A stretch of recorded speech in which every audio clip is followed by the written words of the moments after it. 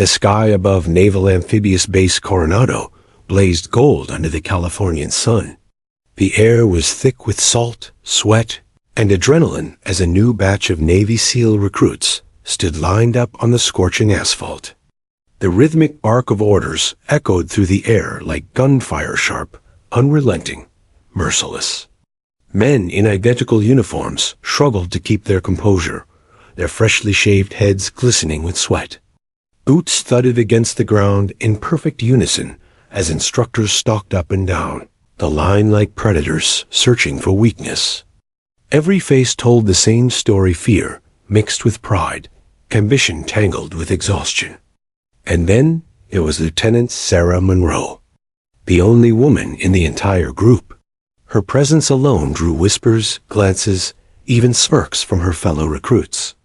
She stood at full attention, shoulders squared, gaze locked forward.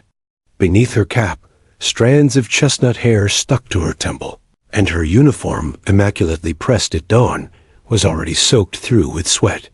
"Look at that," one of the recruits muttered under his breath, too low for the instructors to hear. "A lady SEAL? What's next, ballet lessons?" The man beside him chuckled. "Bet she won't last a week." Sarah didn't flinch. She'd heard it all before, every insult, every doubt. They were bullets that no longer pierced. She was here for something bigger than pride, something heavier than dreams. At the far end of the formation stood Commander Blake Dawson, the man whose voice could silence a storm. A 20-year SEAL veteran, his reputation was carved in blood, sweat, and countless missions that no one in the room would ever read about. He walked with the unhurried confidence of a man who had faced death enough times to stop fearing it. His cold gray eyes moved from recruit to recruit, dissecting posture, attitude, energy. He didn't believe in second chances. He didn't believe in excuses. And he definitely didn't believe in women joining the SEALs. When his gaze landed on Sarah, it lingered for a moment too long. Not because she was a woman, but because something about her stance felt familiar. Too familiar.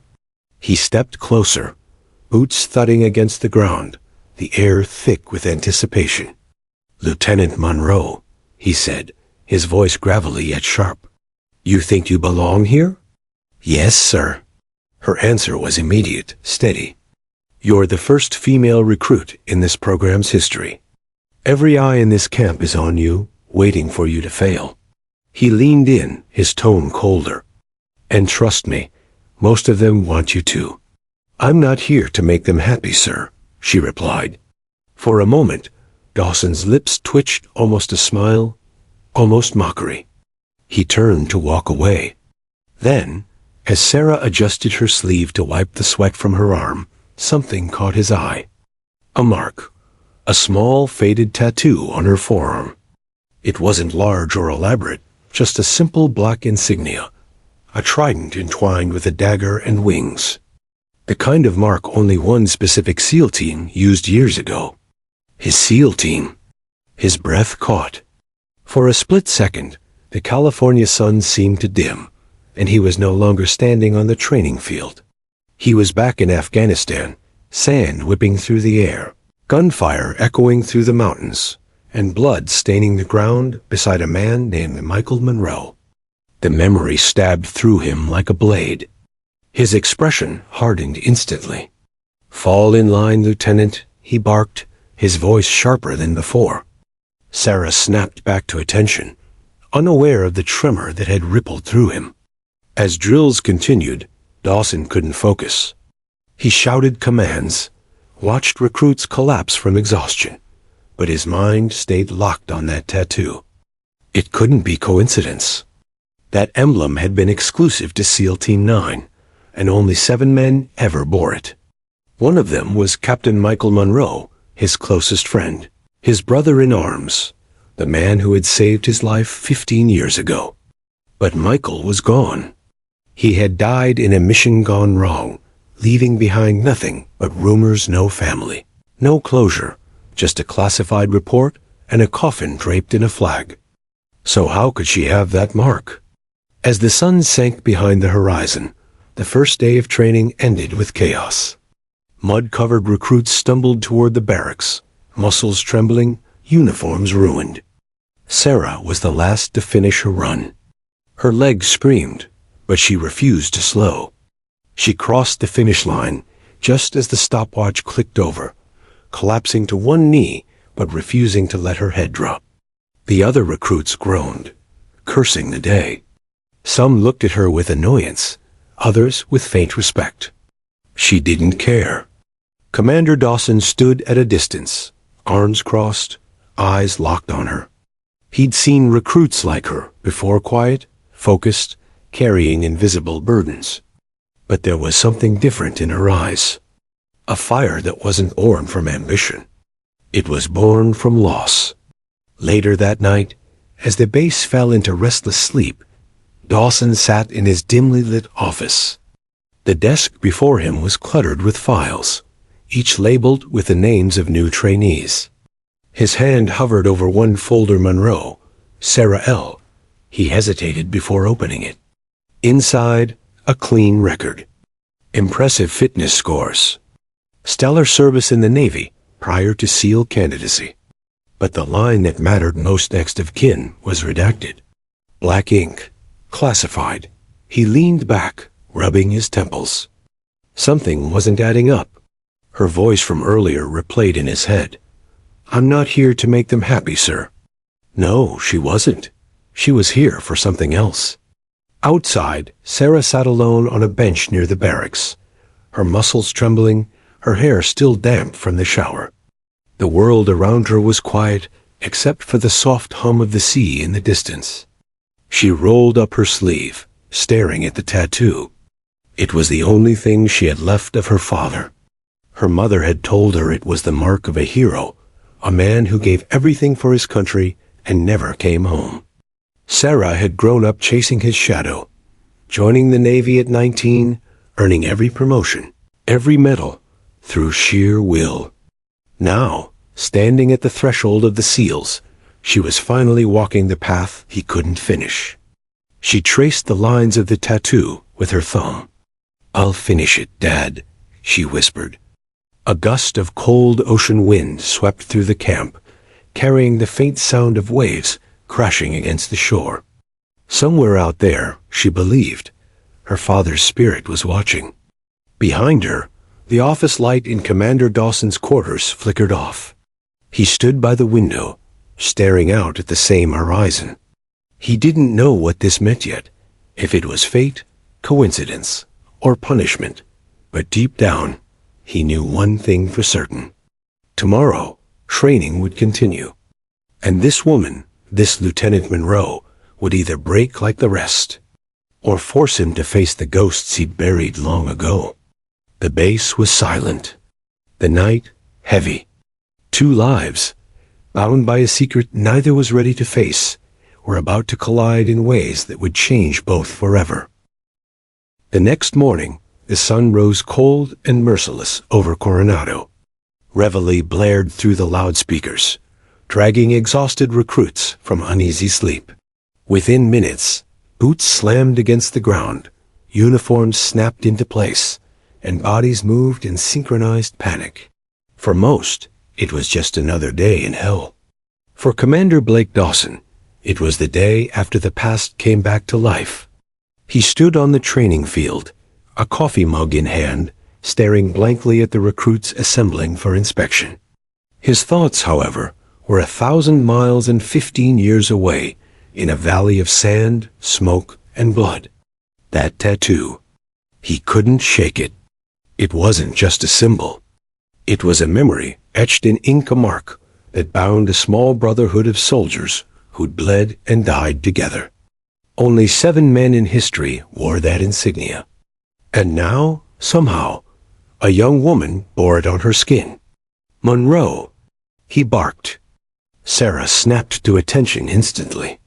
Her uniform was immaculate, her eyes steady, front and center. She jogged up to him, her boots kicking dust. The other recruits exchanged curious glances, smirks forming when they assumed another scolding was coming. Dawson walked in a slow circle around her, his tone deceptively calm. "Do you know what this program demands, Lieutenant?" "Yes, sir." "You'll be pushed until your mind quits, then your body breaks, then your will follows. You'll be insulted, humiliated, frozen, and burned. The sea will swallow you, the sand will bury you, and the men beside you will hate you before they respect you." Her chin lifted slightly. "Understood, sir." He stopped in front of her, his expression unreadable. "Good, because that tattoo of yours won't save you." A flicker crossed her face, surprise, then realization. She hadn't expected him to notice. "Understood," she said quietly. He stepped back, hiding the tension in his jaw. "Fall in." She did. But he caught it, the faint tremor in her fingers, as she rejoined the ranks. The day's training began with surf drills. Recruits locked arms and waded into the freezing Pacific until only their faces showed above the waterline. The waves crashed relentlessly, salt burning their eyes and lungs. The instructors yelled, cursed, demanded they sing military cadences while their bodies trembled from cold. Sarah didn't sing. Her lips were too numb to move. The man next to her sneered through chattering teeth. "Still think you can hang with us, sweetheart?" She didn't answer. Another voice chimed in. Maybe she thought this was the swimming pool back home. The laughter came harsh and hollow, echoing against the roaring surf. Dawson watched from the shoreline, arms crossed. Normally, he'd bark for discipline, but not this time. He wanted to see how she'd respond. When a particularly large wave crashed over them, the line broke. Recruits stumbled, lost footing, gasping for air. Sarah was the first to regain balance. She reached for the man who'd mocked her seconds earlier and yanked him back upright, saving him from being pulled under. He stared at her, stunned. She didn't look at him. She just locked her arms again and faced the sea. Dawson's jaw tightened. He felt something old stir, a memory of another soldier doing the same thing in another storm long ago. Hours later, the recruits crawled through mud during obstacle drills. Sand clung to their skin, water stung their eyes, muscles screamed for mercy. Instructors shouted obscenities, dumping buckets of icy water on those who lagged. Sarah was near the front, her body trembling but her pace steady. Every movement carried a quiet defiance. She wasn't the fastest, but she never stopped. Dawson walked past, his boots sinking into the wet ground. "Pick it up, Monroe," he barked. "Yes, sir." Mud splattered her face as she crawled faster, dragging her body under barbed wire, ignoring the sting on her arms. When the course finally ended, she collapsed in the dirt, chest heaving, eyes glazed with exhaustion. One of the instructors, Chief Petty Officer Harris, chuckled. "She's tougher than she looks." "Maybe," Dawson replied quietly. "Or maybe she just has something to prove." That night, he couldn't sleep again. The base was silent except for the faint hum of wind rattling the flag outside his quarters. On his desk lay 2 folders. Monroe, Sarah L., and another, older one, Roe. Michael J., he'd kept that file all these years, though he'd never opened it since the funeral. He pulled out the faded photo paper clipped to the inside cover. It showed 7 men his SEAL team standing beside a helicopter in the desert.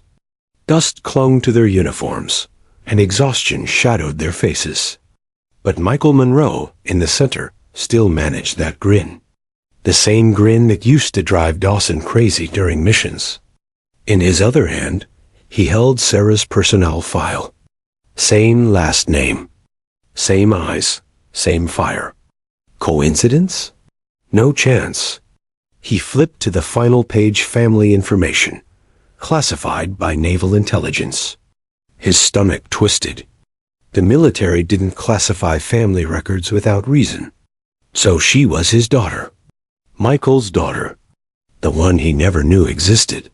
The next morning, training resumed before dawn. The recruits were half dead with exhaustion. Dark circles hung under their eyes, uniforms stiff with dried salt and mud. But as the whistle blew, Sarah was already running first in line, her breath sharp and steady. Dawson called after her, "Monroe, step aside." She froze mid-run, confusion flashing across her face. "Sir?" "Now." She stepped out, the other recruits passing her with curious glances. Dawson led her a few yards away from the group. He kept his voice low. "Where did you get that tattoo?" Her eyes flicked to his. For a moment, she looked ready to lie, but then something shifted. "My father," she said softly. "What was his name?" "Michael Monroe." The words landed like a blow. Dawson's chest felt heavy, his pulse pounding in his ears. She hesitated, sensing his reaction. "You knew him?" He looked away, the wind carrying the faint tang of sea salt. "Yeah," he said finally. "I knew him." Sarah's expression changed, part hope, part pain. "He died before I ever got to say goodbye." Dawson nodded slowly. "He saved a lot of people." "Including me?" Silence fell between them. The sounds of training yells, grunts, crashing waves faded into background noise. Then his tone hardened again. "Listen to me, Lieutenant. Whatever you think this place is, it's worse. You carry that name. People will judge you harder, push you harder, and some will want to see you fail. You still sure you want this?" She met his gaze, her jaw tightening. "I'm not here to wear my father's name, sir. I'm here to earn my own." For the first time, Dawson didn't have a reply. He watched her rejoin the others, her posture firm, every step radiating determination. She wasn't just fighting for herself. She was fighting against a ghost, his ghost, her father's ghost, and every expectation stacked against her. That night, as the recruits slept, Dawson stood alone on the pier, overlooking the dark Pacific. The waves reflected the dim light of the base. In his pocket was Michael's old challenge coin, a small brass token engraved with the same insignia Sarah carried on her arm. He rolled it between his fingers, the metal warm from his touch. 15 years ago, Michael had died in his arms, blood pooling on the desert floor. His last words echoed again. "If you ever find her, protect her." At the time, Dawson thought Michael meant a lover. Now he realized it was his daughter. A new kind of weight settled on him. Guilt, duty, and something else, hope. The ocean whispered in the distance, waves crashing like applause, and warning all at once. Tomorrow, he decided, he would push her harder than anyone else, not to break her, but to make sure she never had to rely on anyone to protect her again. Because if Michael Monroe's daughter was going to wear that trident, she would earn it. And Blake Dawson would make damn sure of it. The desert wind roared through Blake Dawson's dreams that night, thick with sand and the smell of gunpowder. In the memory, he was back there again. Afghanistan, 2010. The sky was burning orange, the air filled with chaos, gunfire, and shouts. He could see Michael Monroe beside him, crawling through the dirt with blood dripping from his arm, yet still smiling. "We'll make it home, brother," Michael had said, half laughing even as explosions thundered in the distance. Blake remembered shouting for air support, remembered the ground shaking under him, and then the flash, the ambush, screams, dust, and the last thing Michael ever said before the silence swallowed them, both. "If you ever find her, protect her." Dawson woke up drenched in sweat, his heart slamming against his ribs like a drumbeat. The barracks were quiet, the clock blinking 3:12 a.m. He sat on the edge of his bunk, staring at the floor, that same sentence looping in his mind. He hadn't understood it back then. He hadn't wanted to. But now, every time he saw Sarah Monroe's face, he heard it again. Not as a dying man's wish, but as an order from someone who trusted him more than anyone else in the world. The morning came cold and gray. The sky threatened rain, and the recruits assembled in silence. Everyone looked half dead from the previous day's drills. Dawson stood before them, unreadable as always, clipboard in hand. "Today," he began, "you'll face something most of you won't finish." He paused, his gaze sweeping over the group until it stopped on Sarah. "That's not a prediction. That's a fact." His voice cut through the wind like a blade. "The ocean doesn't care about your rank, your background, or your pride. It will drown you if you hesitate. And hesitation," he said, his eyes locked on her, "kills." They hit the water before dawn. The surf pounded against their bodies with relentless fury, every wave a hammer. Recruits shouted, stumbled, swallowed sea water, but Sarah kept moving. Her arms ached, lungs burned, yet she refused to stop. She'd promised herself she wouldn't show weakness. Not to them. Not to him. When her fingers went numb from the cold, she clenched her fists tighter and kept swimming. Dawson watched her from the shore, jaw tight, emotions buried. Every stroke reminded him of her father, the same rhythm, the same refusal to quit. It was like seeing a ghost move through the waves. Hours later, they dragged themselves out of the ocean and began the obstacle course. Mud, barbed wire, climbing walls slick with rain. Sarah's uniform clung to her skin, soaked and heavy, but she didn't slow. A recruit behind her cursed, tripped, and slammed into the mud. She turned back instinctively, reached out, and hauled him up without a word. The man looked at her, stunned. She only said, "Move," and kept going. The instructors noticed. So did Dawson. Every time she fell, she got up. Every time she was mocked, she stayed silent. There was power in that silence, the kind that made others uneasy. During lunch, the recruits sat under the open sky, gulping down rations like wolves. The mood was tense. Harris, one of the senior instructors, leaned toward Dawson. "She's different," he muttered. "Doesn't talk much. Doesn't break either." Dawson nodded, eyes distant. "She's got her father's eyes," he said quietly, almost to himself. Harris frowned. "You knew him?" Dawson's lips pressed into a thin line. "Yeah, I knew him better than most." Harris didn't ask again. Some ghosts were better left buried. That evening, when training ended, Dawson called Sarah to his office. The door shut behind her with a soft click. The room smelled faintly of old leather, coffee, and salt. Papers were scattered across the desk. Reports, attendance logs, a photo frame face down. Dawson gestured for her to stand at ease. "You've done well these past few days," he said, his tone neutral. "Better than most expected." She didn't smile. "I don't take pride in meeting expectations, sir." He studied her carefully. "No," he said, "you don't." There was a pause, a stillness between them, filled only by the ticking clock. Then he asked, "Where did you learn those tactics?" "The way you move, that's not just standard Navy training." Sarah hesitated, her shoulders stiffening. "My father taught me before he left." Dawson's voice softened for the first time. "He was a SEAL, wasn't he?" She nodded. "Captain Michael Monroe. He was killed overseas when I was a kid. Mom didn't tell me much, just that he died saving his team." Her eyes flicked upward, meeting his. "Were you there?" The question froze him. He looked away, throat tightening. "Yeah," he said quietly. "I was there." The silence that followed was heavy, the kind that said more than words could.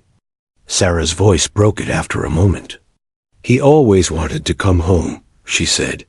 "He wrote letters. Mom never read them, said they were too painful. But I did. I remember one line. 'If anything happens to me, tell Blake he still owes me a beer.' She smiled faintly. Guess that's you. Dawson's chest constricted. He hadn't heard that name spoken aloud in years. Yeah, he said, almost whispering. That's me. He reached into his drawer and pulled out a small brass coin, the seal trident engraved in its center. This belonged to him, he said, placing it on the desk. He dropped it the night he couldn't finish. I kept it. Didn't know why, until now. Sarah stared at the coin, her breath catching. He carried this everywhere, she whispered. He said it was his reminder that being a seal wasn't a title, it was a promise. Dawson nodded. He believed that. His voice hardened slightly. And so do I, which is why I need to make something clear. You being here, it's not a story about legacy. No one here cares who your father was. If you want this, you fight for it yourself. No shortcuts. No sympathy. She straightened. I never asked for any. He believed her. Every word of it. For the first time since she arrived, he saw her not as Michael's daughter, but as her own person, one forged in quiet resilience. Still, something in him couldn't let go of the guilt. He'd lived with it too long. He remembered Michael's last breath, his blood on the sand, the helpless rage of not saving him. And now here she was, living proof of a debt that could never truly be repaid. When she left the office, the night air was cool, the camp lit by dim floodlights. She stood outside for a while, looking out at the ocean. Somewhere out there, her father had fought and died. Now, she was following in his wake. Inside, Dawson sat at his desk, staring at the coin he'd given her. He felt lighter, yet burdened. It wasn't over, not yet. The truth was only half out, and something deep in his gut told him the hardest part was still coming. Days turned into weeks. The drills got harsher, the instructors more ruthless. Yet Sarah didn't falter. Even the recruits who once mocked her began to respect her. She didn't outlift the strongest or outrun the fastest, but she outlasted them. Her silence became her armor, her focus, her weapon. Dawson pushed her harder than anyone, yelling, testing, provoking, but she never cracked. Not once, Harris noticed. You're breaking her, Commander, he warned one evening. Dawson shook his head. No, I'm building her. But deep down, he wasn't sure who he was really trying to build, her or himself. Every order he barked felt like atonement. Every step she took felt like forgiveness he didn't deserve. And every time he saw that tattoo flash in the sunlight, it wasn't just her father's legacy staring back at him. It was his own. That night, as the recruits slept, Dawson stood outside her barracks. Through the small window, he saw her sitting on her bunk, head bowed, the brass coin in her hands. He didn't knock. He didn't speak. He just watched for a moment, the ache in his chest twisting like a knife. The promise he'd made on that battlefield had finally found him again, in the form of a woman determined to prove the impossible. And this time, he wasn't going to fail her. The days ahead blurred into a haze of pain, exhaustion, and perseverance. The training grew merciless, sleep deprivation drills, freezing ocean plunges at 3 a.m., forced marches through sand dunes that seemed to stretch into eternity. But Sarah Monroe kept going. Every bruise, every blister, every breath of icy air was a silent defiance against the ghosts that haunted both her and the man commanding her. To the others, she was a mystery, the quiet recruit who never complained, who took orders without hesitation, but whose eyes burned with something deeper than ambition. Commander Blake Dawson watched her like a hawk, never openly approving, never showing favor. But inside, something was shifting.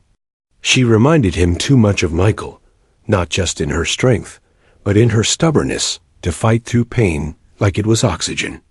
It unsettled him. He'd spent years burying the past, convincing himself he had done all he could.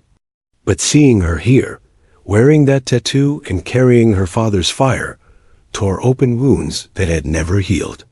On the 5th week, during a nighttime endurance course, the storm rolled in unexpectedly.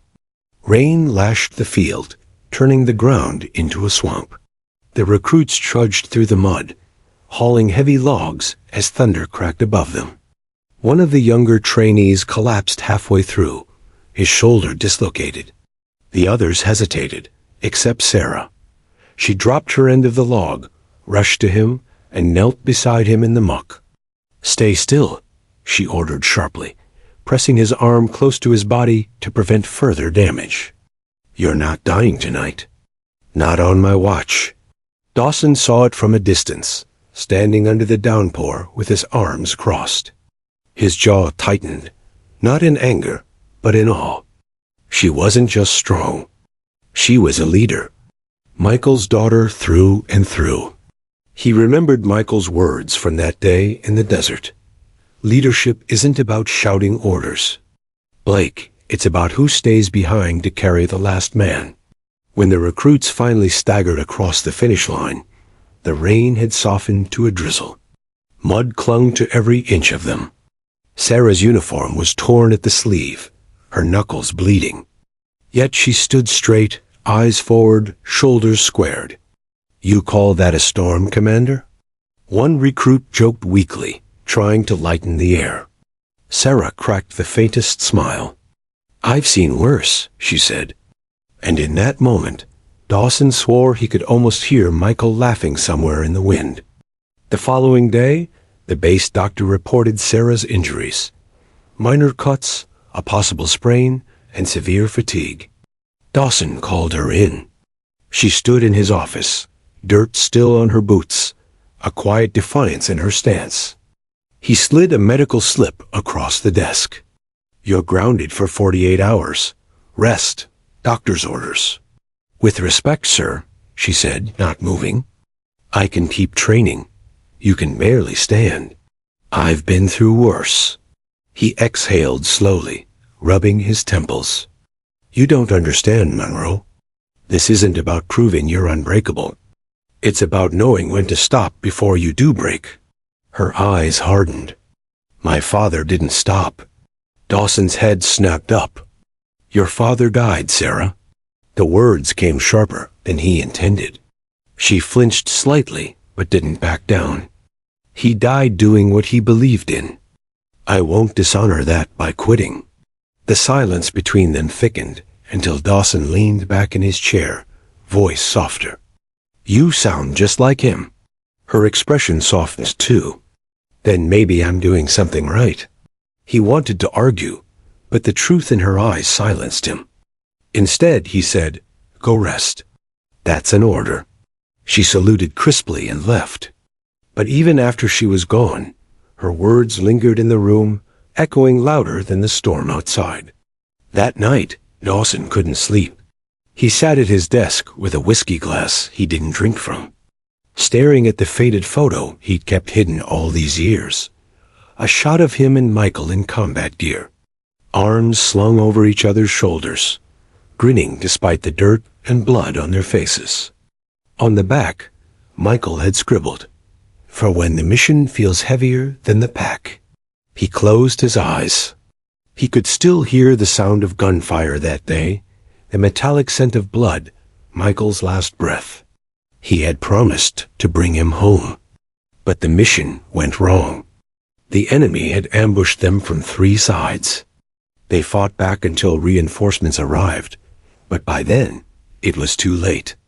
Michael had saved him, pulled him out of the line of fire, taking the bullet meant for him. Dawson had lived with that guilt every day since. And now, his daughter was here, unknowingly carrying the shadow of that debt. The next morning, training resumed with Hell Week, a brutal phase designed to break even the strongest. Sleep deprivation, freezing swims, heavy logs, endless runs. Recruits hallucinated from exhaustion, muscles locking, minds cracking. But Sarah refused to crumble. On the second night, As they crawled through sand under blinding floodlights, one recruit yelled, "I can't go on." Another groaned, "We're done." But Sarah's voice cut through the chaos. "You're not done until you're dead. Keep moving." Her tone was fierce, commanding, not pleading, not angry. It was the kind of voice soldiers followed without thinking. Even the instructors exchanged glances. Dawson stood nearby, soaked and sleepless, but for the first time in years, he felt something stir inside him. Pride. By the end of Hell Week, only 10 of the 30 recruits remained. Sarah was among them, bruised, limping slightly, but standing tall. When Dawson called out the survivors, his gaze met hers across the line. For a heartbeat, neither spoke. But something wordless passed between them, a shared understanding born of pain and respect. Later, as the recruits celebrated quietly in the mess hall, Dawson approached her. "You made it," he said. She smiled faintly. "Barely." "You know," he said, almost teasing, "your father used to say surviving Hell Week was like waking up from your own funeral."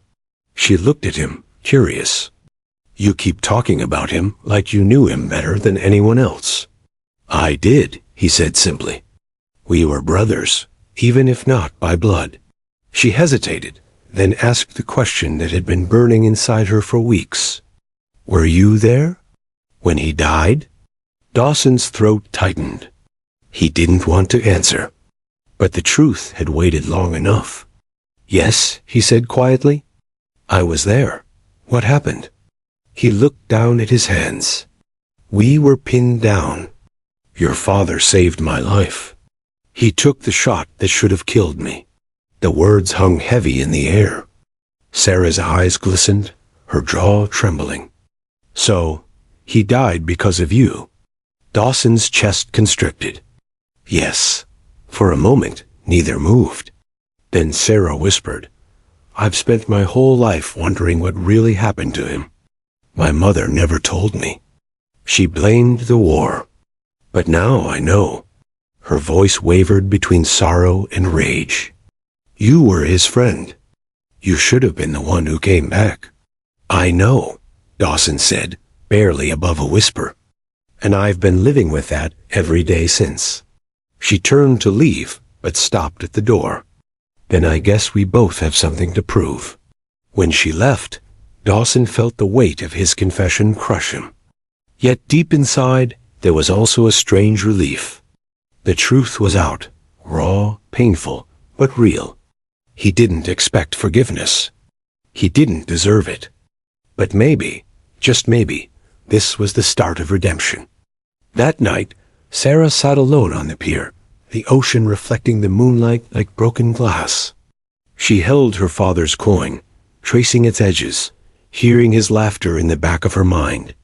She thought of Dawson's words, of guilt, sacrifice, survival. Maybe he wasn't the villain she'd imagined.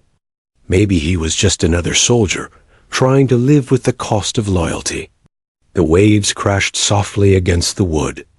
And for the first time in years, she whispered to the wind, "I'll make you proud, Dad." Far behind her, in the shadows near the barracks, Dawson stood watching silently. He didn't approach.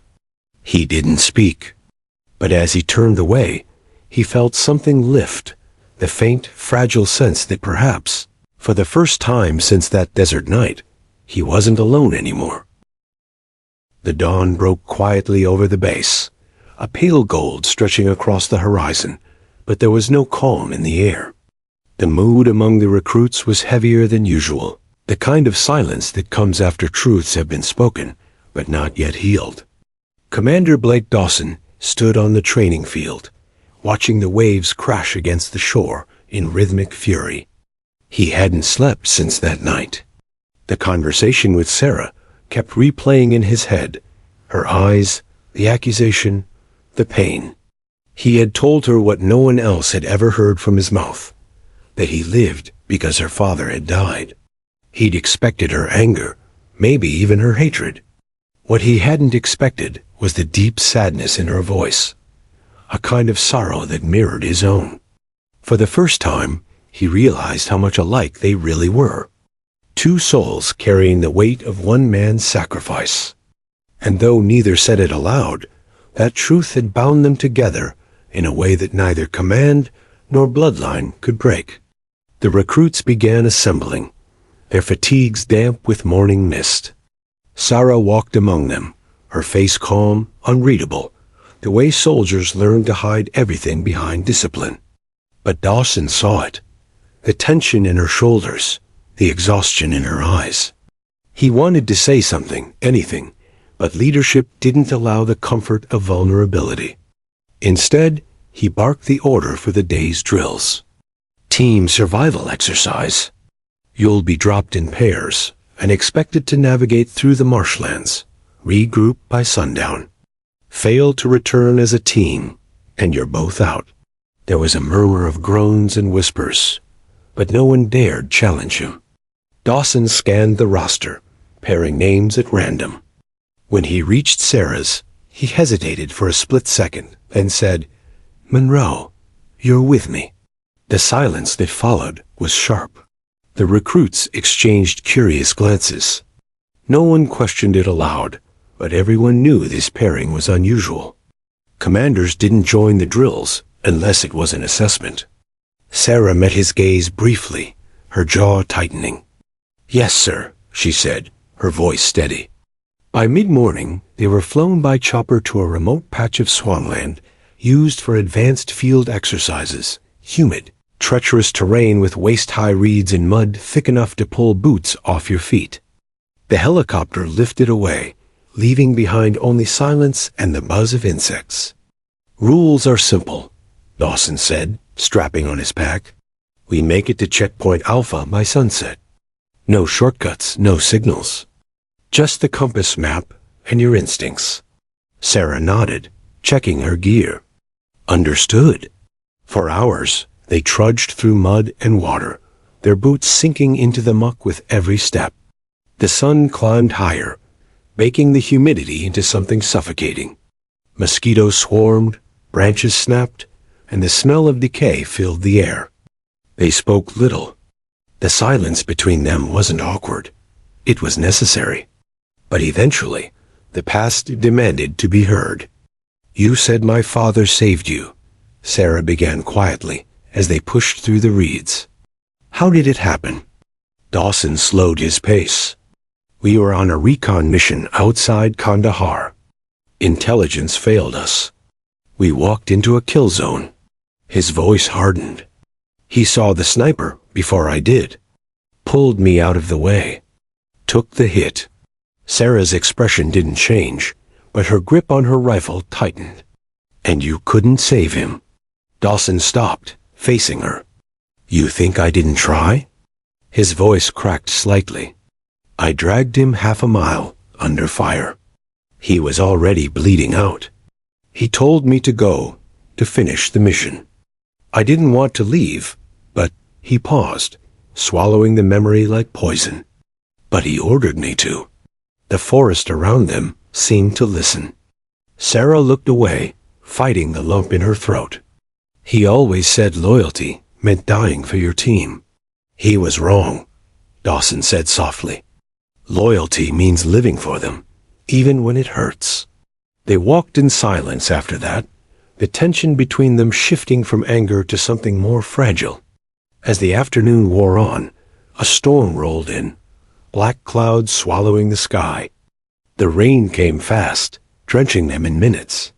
The compass needle spun erratically, the magnetic interference from nearby metal debris, Dawson realized. "We'll need to find cover," he said. "We're too exposed here." They stumbled upon a half-collapsed shed near the marsh edge. Inside, the roof leaked, but it offered shelter. Sarah wrung the water from her sleeves and sat near the wall, shivering. Dawson rummaged through his pack, pulled out a thermal blanket, and tossed it to her. She hesitated. "I'm fine." "You're freezing," he said firmly. "Take it." She accepted it wordlessly. For a moment, the only sound was the rain hammering against the tin roof. Then Sarah spoke, her voice barely above the storm. "You said he ordered you to leave him. Did he? Did he say anything else?" Dawson's gaze dropped. He didn't want to answer. But she deserved the truth. "Yeah," he said finally. He said, "If you ever find her, protect her." Sarah froze. Her heartbeat thundered in her ears. "He said that?" He nodded. "I didn't know what he meant. I didn't even know if he had a daughter then. But I never forgot the words."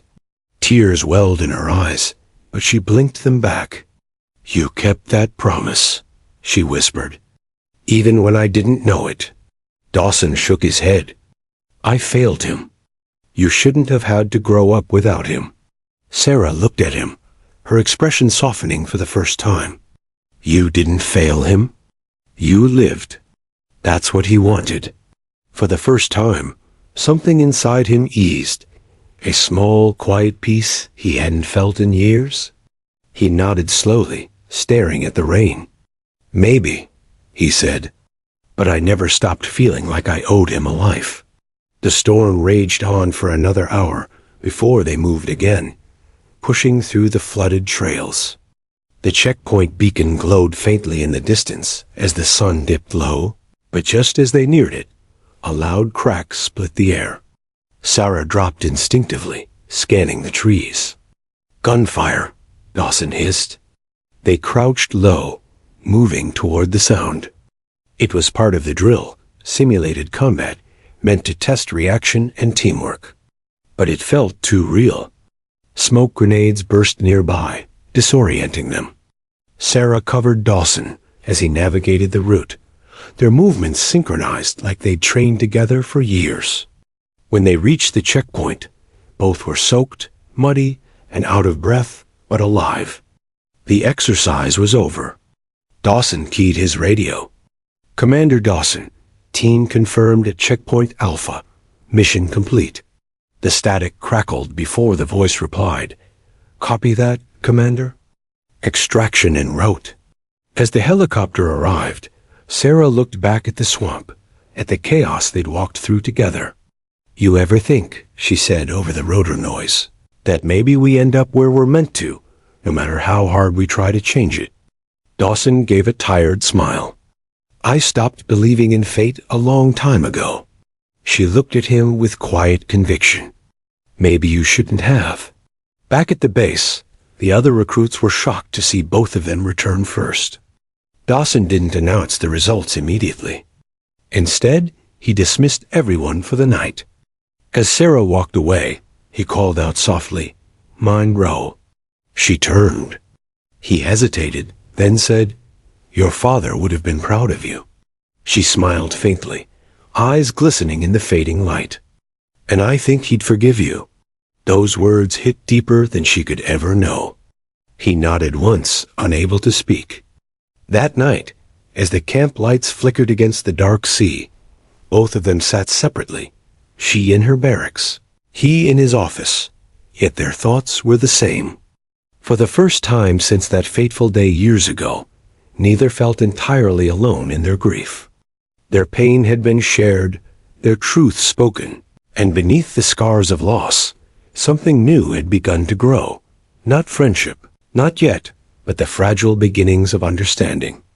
And in the stillness of that night, with the waves crashing softly against the shore, both Sarah Monroe and Commander Blake Dawson knew one thing for certain. This wasn't the end of their story. It was only the calm before a new kind of storm, one that would test not just their endurance, but their hearts. The next morning came cold and windless, the kind of quiet that always made the base feel like it was holding its breath. The recruits lined up at dawn for inspection, their uniforms damp with sea mist. Commander Blake Dawson stood at the front, his posture as rigid as ever, but his eyes were different now.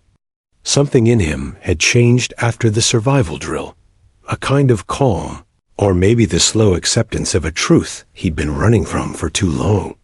Sarah Monroe stood 2 rows from the front, her face expressionless, but inside her chest, her heart thrummed with an energy she couldn't name. Ever since that day in the swamp, her feelings toward Dawson had shifted. She still carried the anger, the grief, but underneath it was understanding. Maybe even trust. He wasn't the villain she'd imagined. He was just another soldier broken by promises that war never let him keep. When the inspection ended, Dawson dismissed the group and ordered them to the training field for advanced combat drills. As the recruits jogged off, he called out, "Monroe, stay behind." She turned, brow furrowed, stepping closer. "Yes, sir?" He looked at her for a long moment before speaking. "You've done well. Better than I expected." She crossed her arms, half smirking. "Is that your version of a compliment?" He almost smiled. "Don't get used to it." Then his expression hardened again. "There's an advanced SEAL simulation next week. Only 2 candidates are eligible. You're one of them." Her eyes widened slightly. "What's the other's name?" "Rodriguez," he said. "Top of the class until you showed up." Sarah nodded, jaw tight. "And I guess I'll have to earn my spot." He studied her, noting the fire in her eyes, the same fire he'd once seen in her father before a mission. "This isn't like the others," he warned. "It's not just about strength or speed. It's about judgment. Leadership under fire." "I'm ready," she said. He nodded slowly, though deep down, a flicker of worry burned in his gut. She reminded him too much of Michael, the same fearless drive that bordered on reckless. He'd seen how that ended before, and the thought of history repeating itself made his hands clench. That week, training intensified. Dawson watched her closely. How she planned, how she reacted under pressure, how she pushed herself past exhaustion without hesitation. Every night, he reviewed the footage, analyzing her movements, her strategies. She wasn't perfect, she made mistakes, but she learned fast. Faster than anyone he'd ever trained. One evening, Harris, the senior instructor, walked into his office. "You're pushing her harder than the others," he said quietly. Dawson didn't look up from the screen. "She can take it."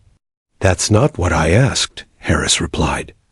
"You're treating her like she's got something to prove to you." Dawson's jaw tightened. "Maybe she does." Harris sat down across from him. "Or maybe you're trying to prove something to yourself." The words stung because they were true. Dawson looked away. "You don't understand?" he muttered. "I owe her father my life. I can't let her go out there half-prepared." "Not her." Harris sighed, leaning back. "You can't protect her from everything. You, of all people, should know that." The room fell silent.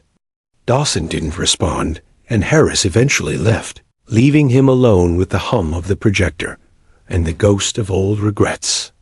The night before the simulation, Sarah found herself standing at the edge of the dock, staring out at the ocean. The moonlight shimmered on the waves, and the air smelled of salt and diesel from the nearby ships. She clutched her father's brass coin in her palm, feeling its cool weight. "You always said fear means you're alive," she whispered, as if speaking to him through the wind. "So if I'm scared, it means I'm still fighting." Right behind her, footsteps approached.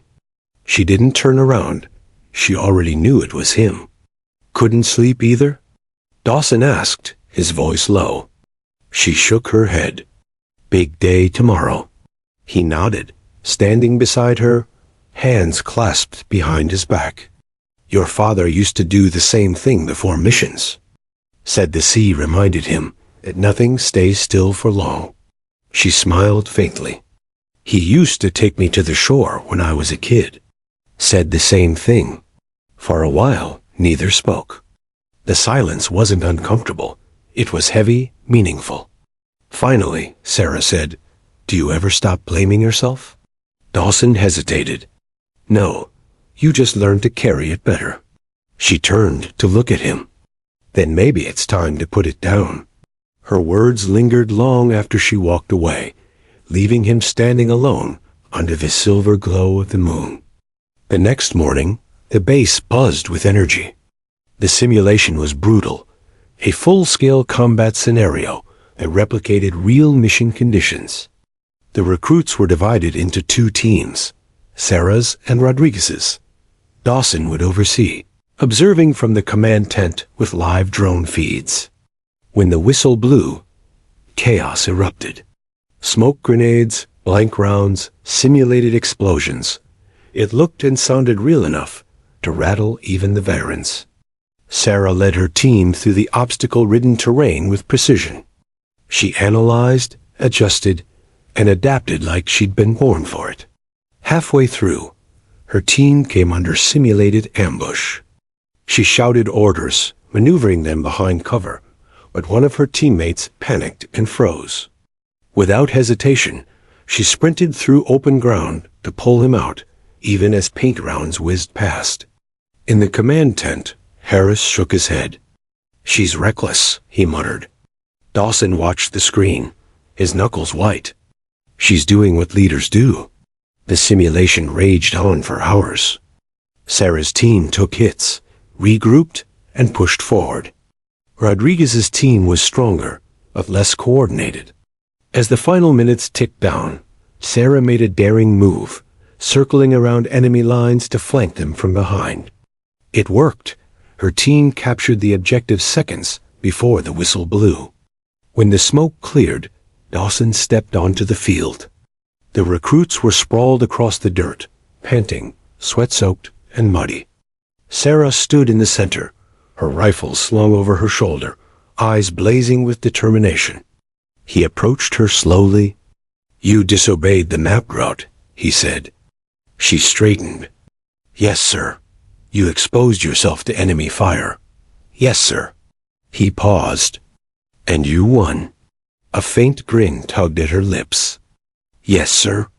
The corner of his mouth twitched. "Good work, Lieutenant." She blinked. "Lieutenant?" He handed her a small patch, the SEAL insignia embroidered in gold thread. "You earned it." For a moment, she couldn't speak. The world seemed to tilt as she realized what this meant.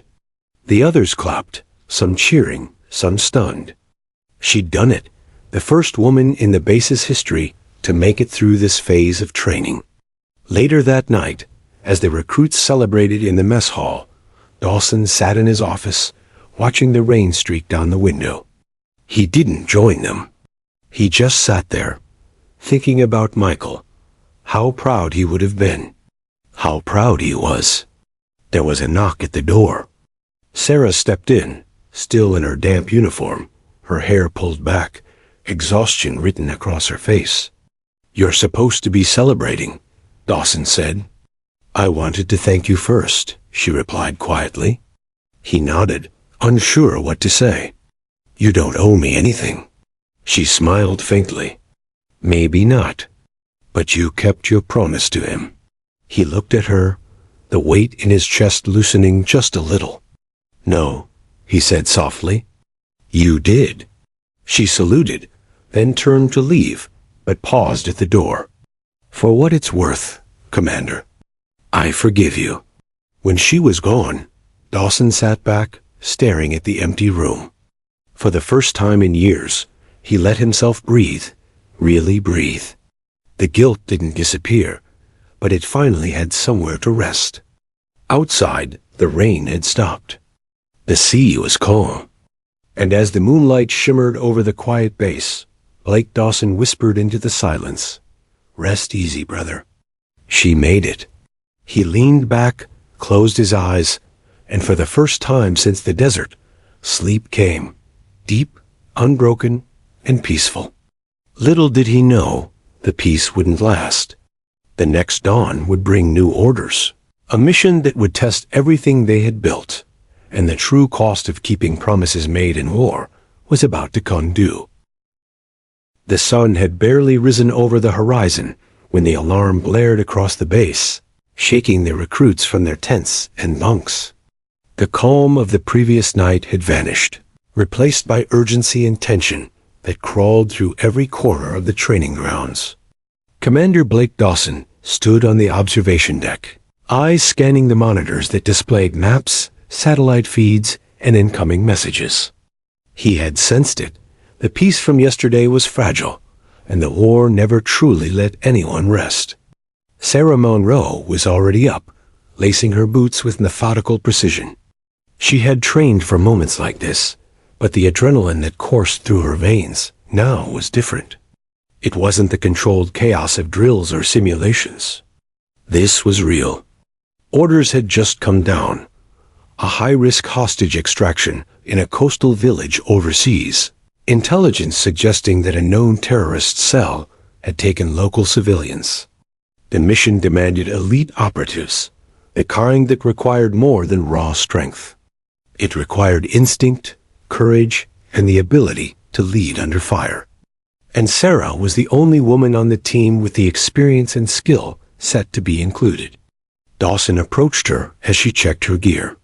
"You ready?" he asked. She looked up, eyes sharp and unwavering. "As ready as I'll ever be, sir." He studied her for a moment. "This is not a training exercise. Lives will be on the line. You make one wrong move, and people die, including you." Sarah nodded, the words settling in her chest like stones she'd been carrying for years. "I understand, sir. I'll get them out." Dawson's jaw tightened, memories of Michael flashing in his mind. The same fearless drive, the same willingness to risk everything for others. "Then let's get to work," he said. The team assembled in the hangar, helicopters waiting, engines humming like predators ready to strike. Sarah joined the briefing, where the mission was outlined with grim precision. Intelligence indicated that the terrorists were heavily armed, had fortified positions along narrow streets, and were holding 5 hostages, including a local diplomat's family. Time was critical. Any delay could be fatal. Rodriguez, her fellow candidate from the previous simulation, was assigned as her partner. His confidence was evident, but there was a flicker of doubt when he noticed Sarah's calm demeanor. "You've never been on a live extraction before, Monroe," he said cautiously. "I've never backed down from anything I couldn't handle," she replied, her tone neutral but firm. "Are you ready to follow my lead?" Rodriguez hesitated, then nodded. "Let's do this." Dawson gave them one last piece of advice. "Watch each other. Trust your instincts. And remember, survival isn't just about fighting. It's about getting everyone home." The helicopter lifted off, carrying them over darkened waters toward the coastline. Inside, the team moved silently, checking weapons, reviewing plans, and mentally preparing for what awaited them. Sarah stared out the window, the ocean stretching endlessly beneath the rotor blades, her thoughts drifting to her father. Every mission she took, every step she survived, was in part to honor him. But this time, the stakes were higher than ever. They landed under cover of darkness on the outskirts of the village. The team split into 2 groups, navigating through narrow alleyways and ruined streets, moving silently past debris and overturned vehicles. The hostiles were heavily armed, but Sarah's team had the element of surprise. At a corner, Sarah signaled Rodriguez to halt. She crouched, peering around the wall. The terrorists were stationed at an intersection, one patrolling, another checking the hostages. "We'll need to distract them," she whispered. "I take the right flank. You cover the left." "On my signal." Rodriguez swallowed hard, nodding. "Got it."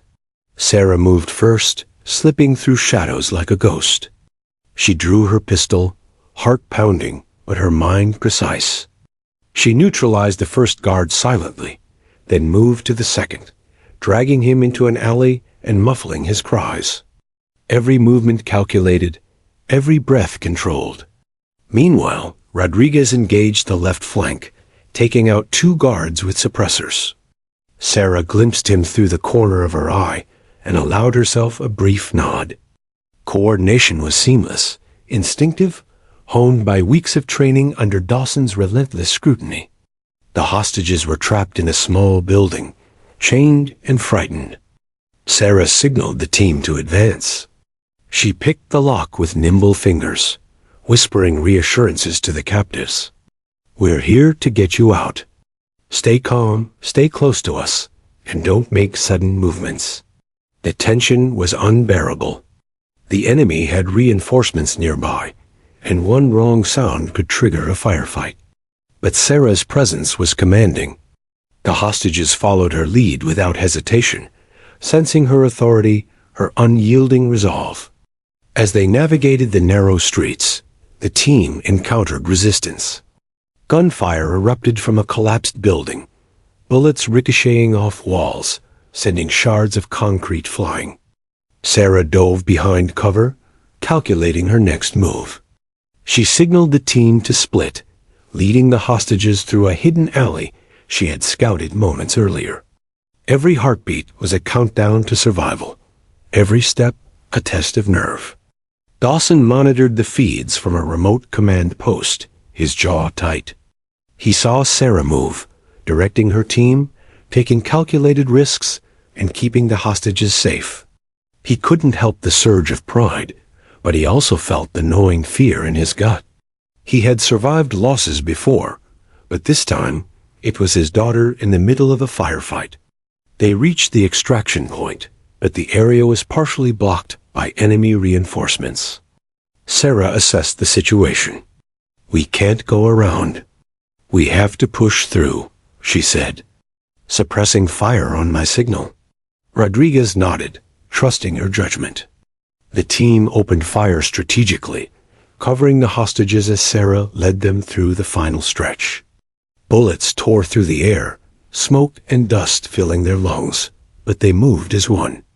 Sarah's training, her instincts, and her father's legacy guided every step. Finally, they reached the helicopters, the rotors whipping up debris and rain-soaked dirt. One of the hostages stumbled, panic in their eyes. Sarah grabbed their arm, steadying them. "You're okay. You're coming home," she said firmly. As they ascended, leaving the chaos behind, Sarah allowed herself a brief glance at the ground below, the village, the danger, the lives that had been saved. The weight of what they'd accomplished hit her, and for the first time in years, she felt a profound sense of purpose, of connection to her father and the man who had trained her. Dawson met her gaze when the helicopter landed back at base. He didn't speak immediately. The silence was heavy, filled with unsaid words. Finally, he said, "You kept your promise to him. And you kept everyone alive." Sarah's chest rose and fell, adrenaline still coursing through her veins. "I didn't do it for him, sir. I did it because it was the right thing to do." Dawson studied her, seeing not just his friend's daughter, but the soldier she had become, disciplined, fearless, and wise beyond her years. "Then you've earned more than that patch or this rank," he said softly. "You've earned yourself." The aftermath was quiet. The other recruits gathered, murmuring congratulations, but Sarah stood apart, processing everything. The mission had tested her in ways drills never could. She had faced real danger, real fear, and emerged intact. But more than that, she had discovered the strength that came from facing the legacy of her father head-on, and from facing Commander Dawson, not as a figure of authority, but as a man who had carried her father's memory as heavily as she had. That night, as she sat alone on the pier, staring at the waves, she held Michael's coin tightly. The storm from earlier that week had passed, leaving a sky full of stars. She whispered to the wind, "We did it, Dad. We made it through." Behind her, Dawson approached quietly, standing at a respectful distance. "She would have been proud of you," he said, voice low. Sarah looked up, eyes reflecting moonlight. "I hope so, sir." He nodded, a rare smile tugging at the corner of his mouth. "You've earned everything your father would have wanted for you." For the first time since that desert day years ago, both felt a measure of closure. The past was no longer a shadow looming over them. It was a guide, a testament, a bond. But deep down, they both knew this was not the end.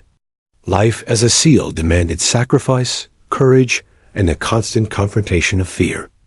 The missions would continue, the challenges would escalate, and the ghosts of the past would never fully vanish.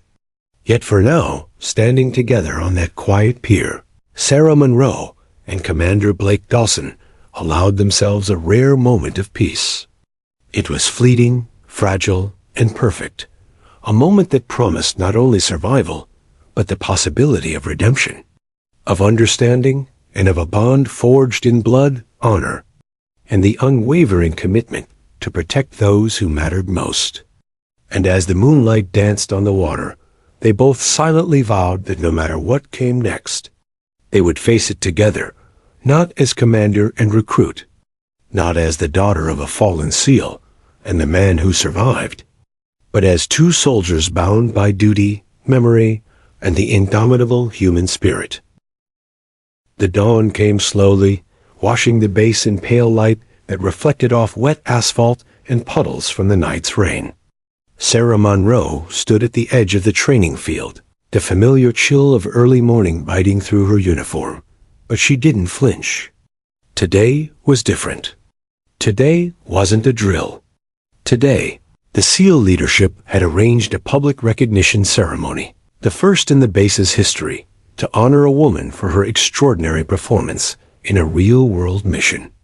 The honor was significant, but more than that, it symbolized something that had been missing for decades: recognition of courage, skill, and determination, regardless of gender. Commander Blake Dawson watched her from the sidelines, arms crossed, but his gaze was almost tender. The weight of the past years pressed on him less heavily now, though the memories of Michael, his laughter, his sacrifices, his last words, were never far from his mind. For the first time, Dawson felt like some measure of justice had been delivered, and it was through Sarah. Her father had never received the honor he deserved.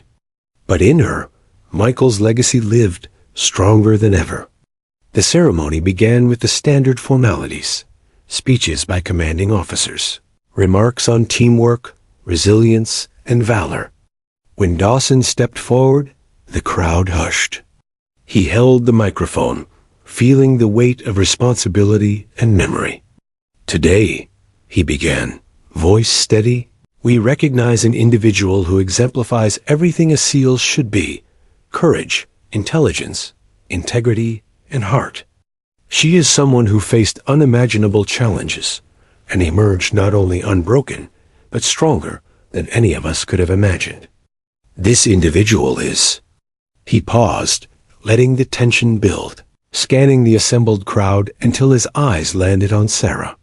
Lieutenant Sarah Monroe. The crowd erupted in applause, cheers echoing across the base.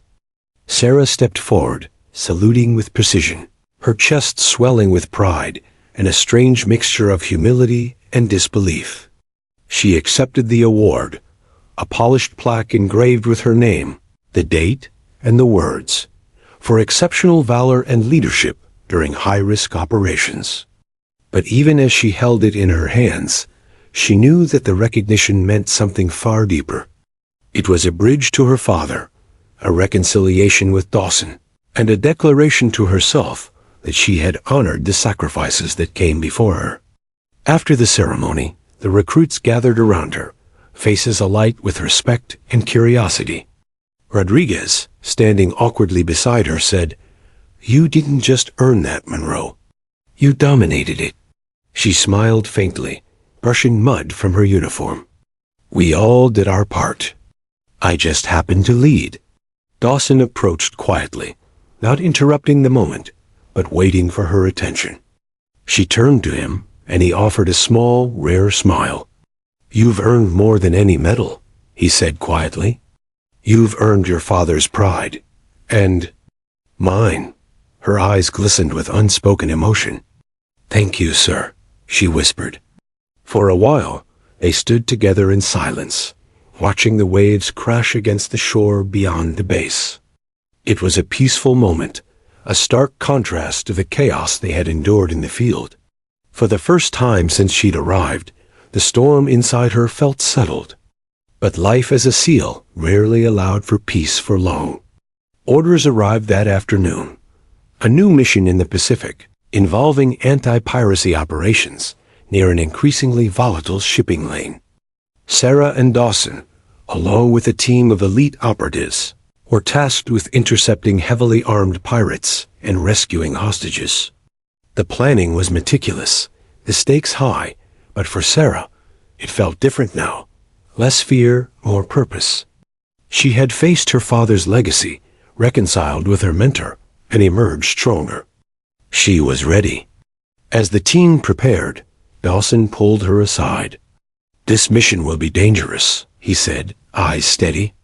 "More so than any simulation or past operation. You need to trust your instincts. Trust your team. And most importantly, trust yourself." Sarah nodded, her grip tightening on her weapon. "I do, sir. And I trust you." He studied her for a long moment, noting the maturity and calm she carried, tempered by countless hours of training and real-world experience. "Good," he said finally, "because I've seen what happens when doubt creeps in. You've already surpassed it." The mission commenced under the cover of darkness. The SEAL team approached silently, the hum of engines muted by nightfall. Sarah moved with the precision of a seasoned operator, guiding the team through treacherous waters, analyzing the enemy's fortifications, and planning entry points. Every step was deliberate, every breath controlled.